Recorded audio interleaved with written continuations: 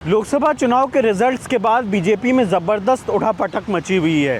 UP BJP के senior leader Delhi जा रहे हैं। यूपी को लेकर दिल्ली में जो एक्टिविटी हो रही है उसकी जानकारी आपको वीओए इंडिया के सीनियर जर्नलिस्ट सौरभ शुक्ला देते रहे हैं। आज हम आपको बताएंगे लखनऊ में क्या हो रहा है।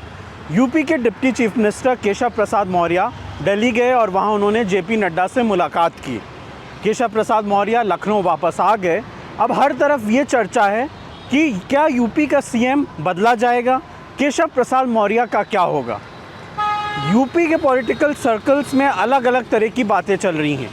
सबसे बड़ी बात ये चल रही है कि केशव प्रसाद मौर्य यूपी सीएम की कुर्सी नहीं बल्कि बीजेपी नेशनल प्रेसिडेंट की कुर्सी चाह रहे हैं। इस वक्त बीजेपी के नेशनल प्रेसिडेंट जेपी नड्डा हैं। जेपी नड्डा का टेन्योर जून 2024 में ख़त्म हो चुका है और बीजेपी एक नया बीजेपी का प्रेसिडेंट ढूंढ रही है। केशव प्रसाद मौर्य इसको एक बहुत अच्छी अपॉर्चुनिटी देख रहे हैं और इसलिए दिल्ली में बीजेपी नेशनल प्रेसिडेंट के पोस्ट के लिए लॉबिंग कर रहे हैं। केशव प्रसाद मौर्य के फेवर में जो सबसे बड़ी बात जा रही है कि वो यूपी बीजेपी के सबसे बड़े ओबीसी चेहरा हैं। हाल के कुछ सालों में ओबीसी वोट्स की इम्पोर्टेंस पूरे देश में और यूपी में बहुत बढ़ गई है। पॉलिटिकल एनालिस्ट की माने तो उत्तर प्रदेश में 45 से 50% तक ओबीसी वोट हैं। 2014 के बाद से ये ओबीसी वोट बड़े पैमाने पर बीजेपी के साथ आए, मगर 2024 के चुनाव में इसका एक बड़ा चंक सपा और कांग्रेस अलायंस को चला गया।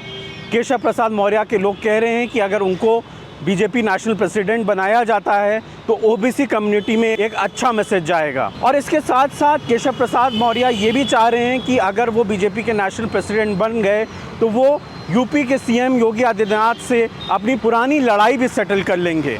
अगर केशव प्रसाद मौर्य बीजेपी के नेशनल प्रेसिडेंट बने तो वो यूपी के सीएम के बॉस हो जाएंगे।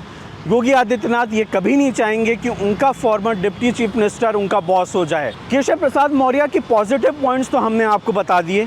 अब आपको बताते हैं कि उनके लिए जो नेगेटिव पॉइंट है, जो उनके लिए सबसे बड़ा ड्रॉबैक है। सबसे बड़ा ड्रॉबैक ये रहा है कि 2022 के असेंबली चुनाव में जब एक तरह से बीजेपी की पूरे यूपी में हवा चल रही थी, बीजेपी 255 सीट जीतती है, उस चुनाव में केशव मौर्य कौशाम्बी की सिराथू सीट से खुद चुनाव हार जाते हैं। केशव मौर्य को ये हार बहुत भारी पड़ रही है। लखनऊ के कालिदास मार्ग में यूपी के चीफ मिनिस्टर योगी आदित्यनाथ और deputy chief minister Keshav Maurya के घर के बीच फासले बहुत कम हैं, मगर उनके दिल की दूरियां बहुत ज़्यादा हैं। ये लड़ाई अभी की नहीं है, 2017 की है। 2017 में जब बीजेपी यूपी में चुनाव जीती तो केशव प्रसाद मौर्य बीजेपी के स्टेट प्रेसिडेंट थे। केशव प्रसाद मौर्य को पूरी उम्मीद थी कि बीजेपी यूपी प्रेसिडेंट होने के नाते और बड़ा ओबीसी चेहरा होने के नाते उनको सीएम बनाया जाएगा, मगर अचानक से योगी आदित्यनाथ चीफ मिनिस्टर बन जाते हैं। केशव प्रसाद मौर्य एनेक्सी जाते हैं और सीएम के पुराने ऑफिस में बैठ जाते हैं और बाहर अपनी नेम प्लेट भी लगवा देते हैं। ये बात योगी आदित्यनाथ को पता चलती है, हंगामा होता है। योगी आदित्यनाथ केशव मौर्य को रूम से निकाल देते हैं और वहाँ पे अपना नाम लिखवा लेते हैं। पॉलिटिकल सर्कल्स में एक बात और हो रही है। यूपी में जो बीजेपी का खराब प्रदर्शन हुआ है 2024 में, बीजेपी की टॉप लीडरशिप उसका स्केपगोट योगी आदित्यनाथ को बनाने जा रही है। ये फैसला सूनर और लेटर उनके हिसाब से होगा। या तो योगी आदित्यनाथ बहुत जल्दी हटाए जाएंगे या सितंबर अक्टूबर में बाई इलेक्शंस होने हैं 10 सीट्स पर यूपी में, उसके बाद हटाए जाएंगे। जिस अयोध्या में योगी आदित्यनाथ 100 बार गए वहाँ बीजेपी चुनाव हार गई। जुलाई में योगी आदित्यनाथ ने 2 फैसले लिए, कई कॉलोनीज़ पर बुलडोज़र चलाने का और सरकारी स्कूल में टीचर्स की डिजिटल अटेंडेंस का। विरोध होने के बाद योगी आदित्यनाथ ने 1 हफ्ते में वो फैसले वापस कर लिए। मगर सीएम योगी आदित्यनाथ के करीबी कहते हैं कि वो बहुत ज़्यादा पावरफुल हो चुके हैं और उनको कोई भी यूपी की सीएम की पोस्ट से हटा नहीं सकता।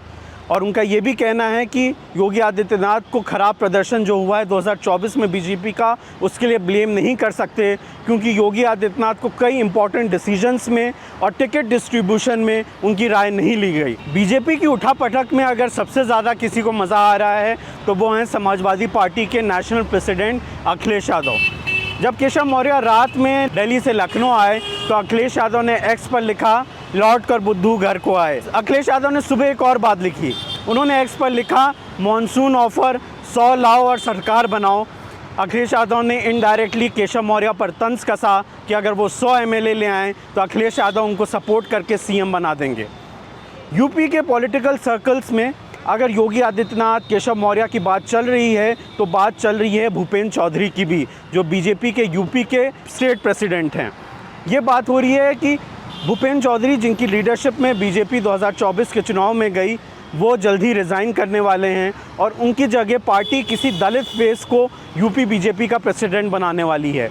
दलित फेस यहाँ क्यों इम्पोर्टेंट हो जाता है? क्योंकि 2024 के लोकसभा चुनाव में बीजेपी से ओबीसी वोट तो गया ही है, पर उनका एक दलित वोट का भी बड़ा चंक उनसे दूर चला गया है।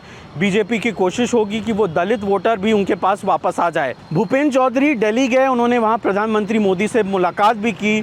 भूपेंद्र चौधरी 2024 लोकसभा चुनाव के बाद कई बार मीडिया से ऑन कैमरा और ऑफ कैमरा हार की जिम्मेदारी ले चुके हैं और वो कह चुके हैं कि वो रिज़ाइन करने को रेडी हैं। अब उनकी जगह किसको प्रेसिडेंट बनाया जाएगा, ये देखना दिलचस्प होगा। देखते रहिए व्यू इंडिया।